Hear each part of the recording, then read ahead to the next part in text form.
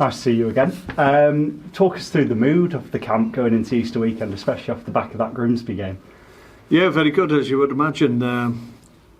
Key for everybody was that we got 3 points on the board. Obviously, had a run of drawn games that wasn't exactly what we wanted, but we were playing well, so we knew that we needed to keep on playing as we were, and thankfully we got the 3 points. Good performance, showed good character, as we already said. Good resilience, went behind in the game, but fought our way back, so that's really good signs from my point of view. Yeah, I think resilience is key, isn't it? We know how big you are on that belief and character. Maybe in the past you would have struggled to get those 3 points, so that must be great for you. Yeah, maybe, but I said before the game there's really good energy around the place, and a sense that the group's really strong together at the moment. They've been strong all year, in fairness, but just sense getting to the part of the season where everybody's focused, everybody's pushing in the same direction, all the same cliches, but they all apply, and it's more of the same this week, as you can imagine, on the back of a win and the opportunity to go again. So we're looking forward to the game. Just lastly on Grimsby, we've spoken at length, haven't we, about Andy Cook this season for all the right reasons, but for you it must have been great to see 3 different goal scorers on the day against Grimsby with Alex and Jamie. I did speak about that before the game as well, and it's important that other guys step up, and that's exactly what happened. Gilly clearly hadn't scored enough goals, he'll admit that himself, but he's been playing really well in my view, and there's not an expectation on him from me, really, in terms of that, because he does other things that are really important for the team. But clearly, when he gets into good positions, then he should probably take more opportunity to take a shot and goal, which he certainly did at the weekend, and he got some rewards. So he probably do it a little bit more often. He actually scored in training again today, so he's on a roll maybe. But yeah, it's an important thing. We do need to have a little bit more of a spread. So. The fact Jamie got back scoring as well, we always sense with Jamie that he's got goals in him, and it's been not a concern, but just a case of really understanding why he wasn't getting goals, because he was getting good positions. But I think Jamie's one of those that once he scores, he goes on a little bit of a streaky run, so hopefully that's what's going to happen from now to the end of the year. Yeah, in a way, maybe with Alex as well, the goals at the weekend have just reminded them that feeling of scoring a goal, and hopefully they're hungry for more now. Well, there's no better feeling. It's what everybody wants to do. I mean, there's the emotions that surround a goal going in, and a significant goal like that will always be there. So if you haven't experienced that for a while, then a reminder is always a good thing. So yeah, they've been able to step up. Let's see if 1 or 2 or 3 or 4 of them can step up again and add to the list of names on the list of scorers. Is that something you talk about to the squad about? Yeah, we pull a few of the lads' legs. We can't do that with Gilly now, so he's off the up to a certain extent. But I think the obvious one is probably the lads at the back. We would probably got off the mark from the lads there. They're as frustrated as anybody, so maybe it's an opportunity of the weekend.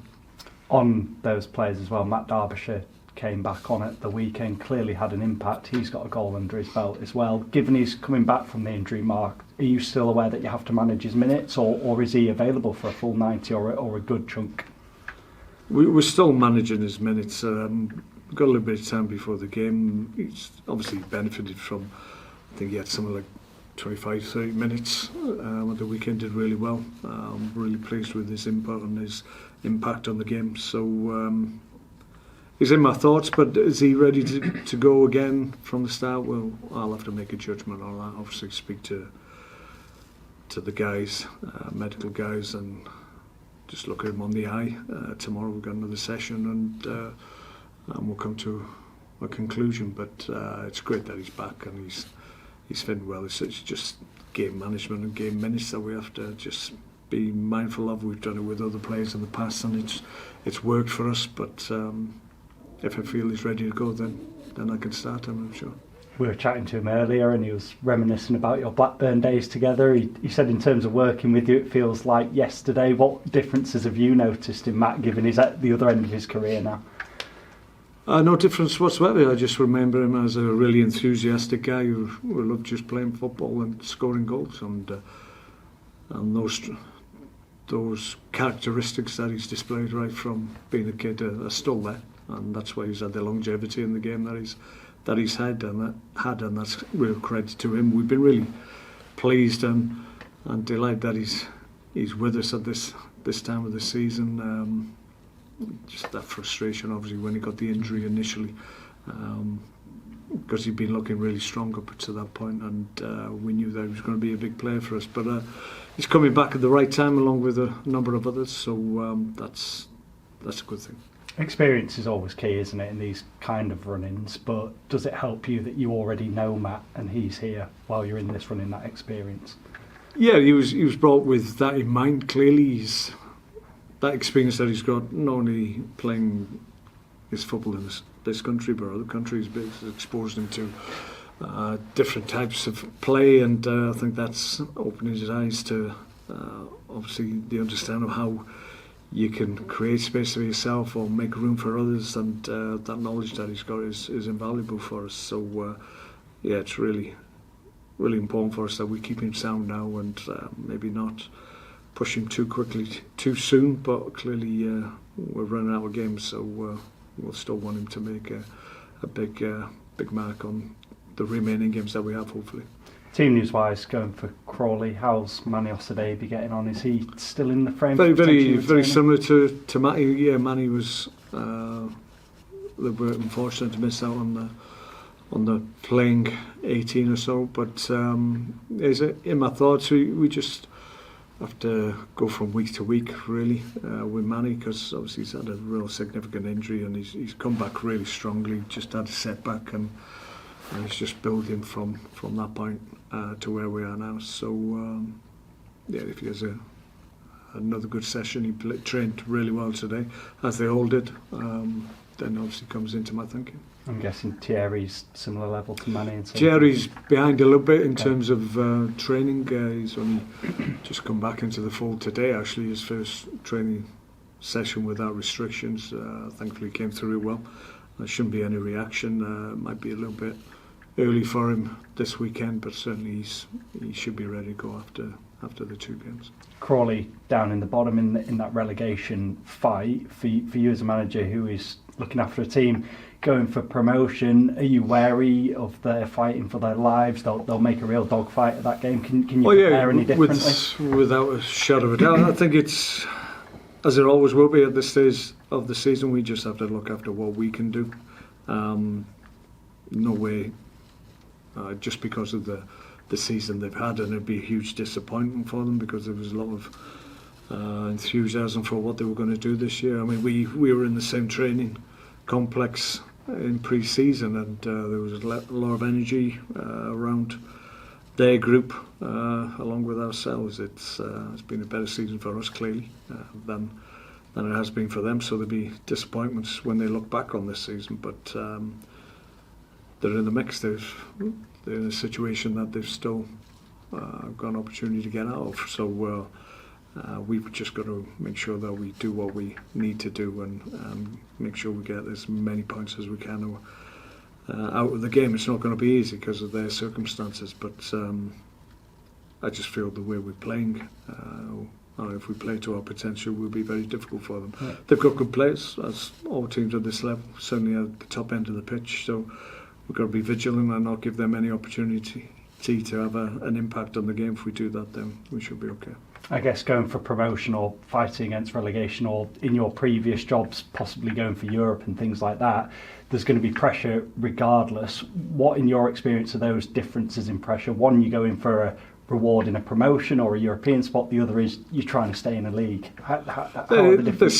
They're similar, but you just got to have an understanding of when you do come under pressure, you do the fundamentals well, you do the things that you know work time and time again, and if you're having a little bit of a wobble in the game, you just revert back to those fundamentals, do them well, pass well, move with good assurance, show a little bit of personality on the ball, then that can get you through those moments when maybe the momentum's gone against you somewhat. So those apply whether you're going for good positions in the league or trophies or whatever it is, or you're struggling in the bottom and you're desperate for points. You've still got to do the fundamentals as well. How have you found it personally, first full season as an EFL manager, and there's talk of automatic promotion spots in the playoffs? From your point of view, how are you finding it, Mark? I've really enjoyed it.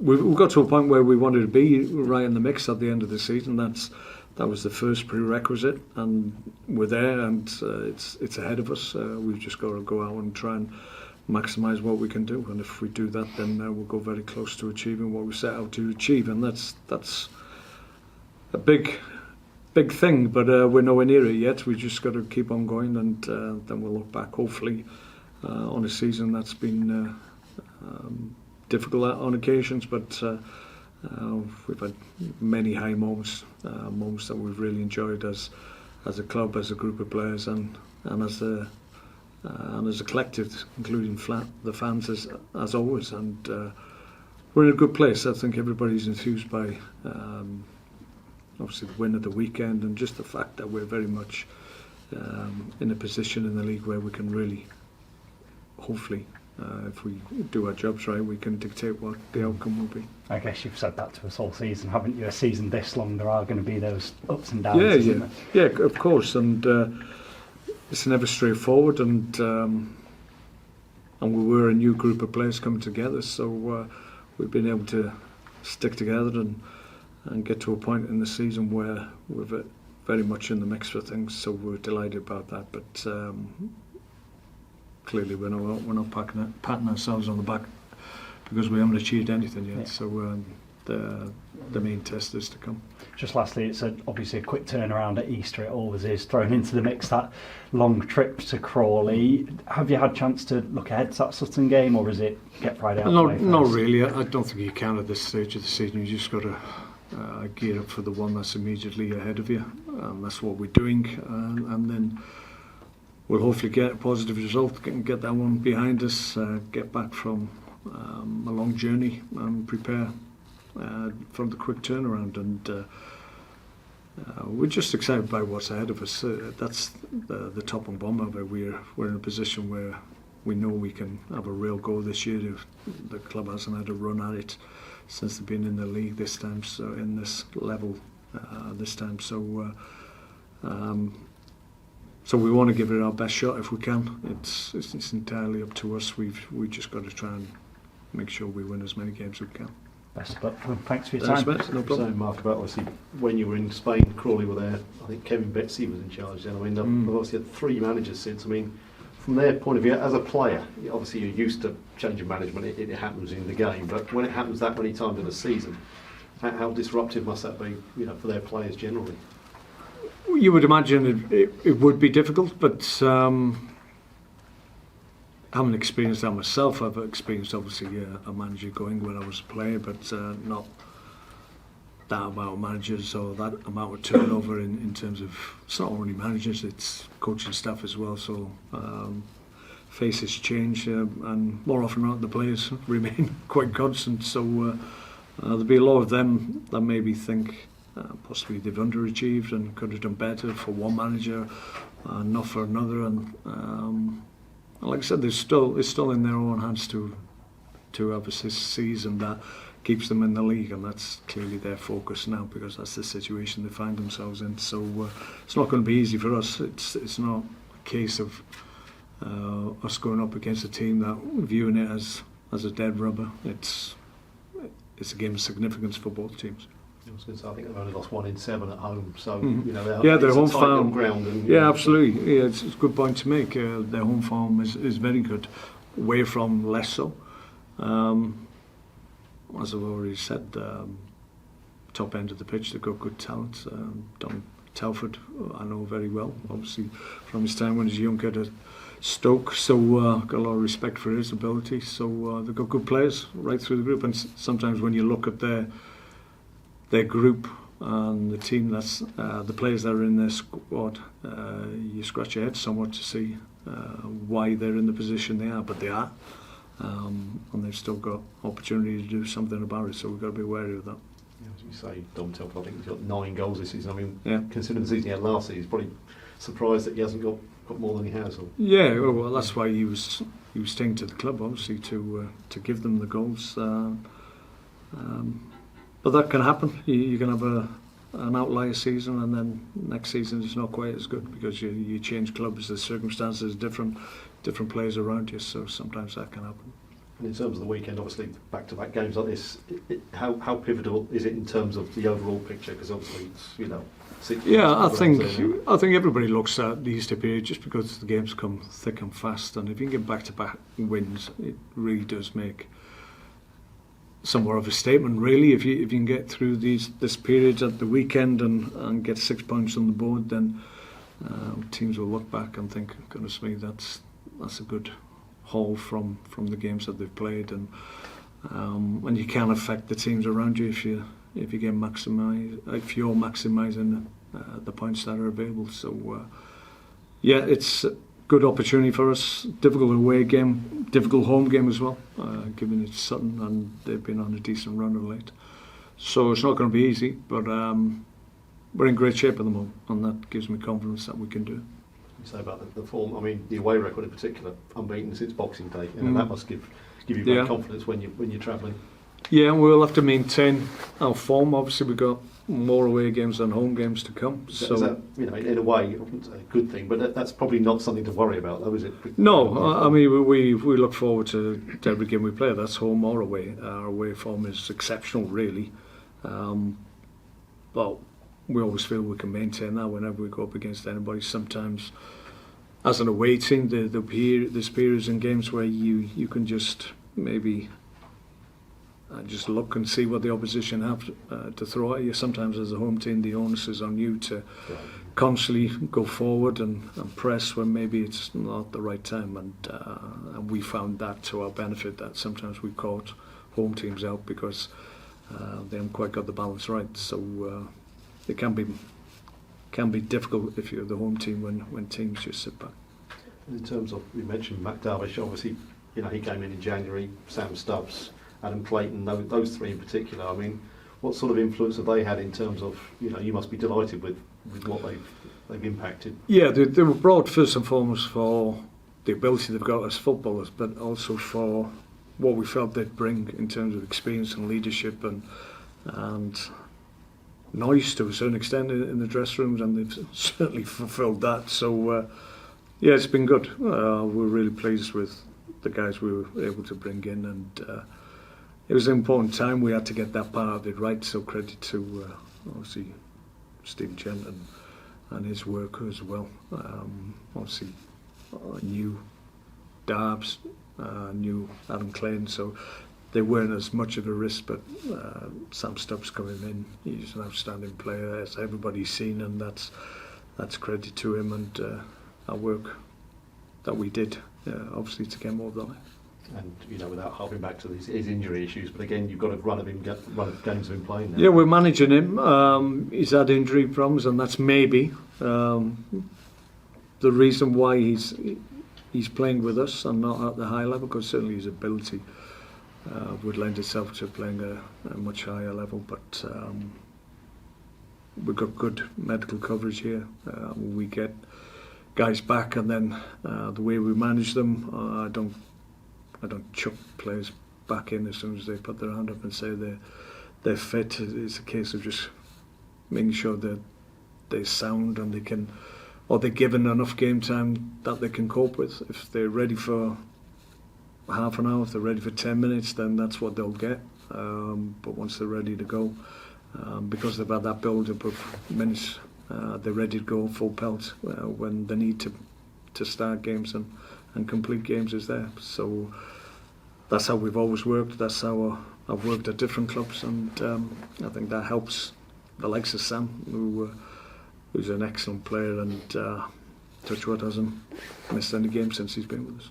And obviously, you know, the impact those sort of players have had also shows the importance of January, isn't it? I mean, sometimes it can sort of almost lower down the levels, it can almost become more important because you see a lot more ins and outs perhaps in January than you do higher up. Yeah, there is that case. I think it's different circumstances at this level because sometimes you need to just freshen up the squad. Some guys that are not involved need to go out. They'll be viewing maybe what their future holds for themselves. If they're not in the team at January, they need to secure the future because a lot of the guys at this level only got 12-month deals.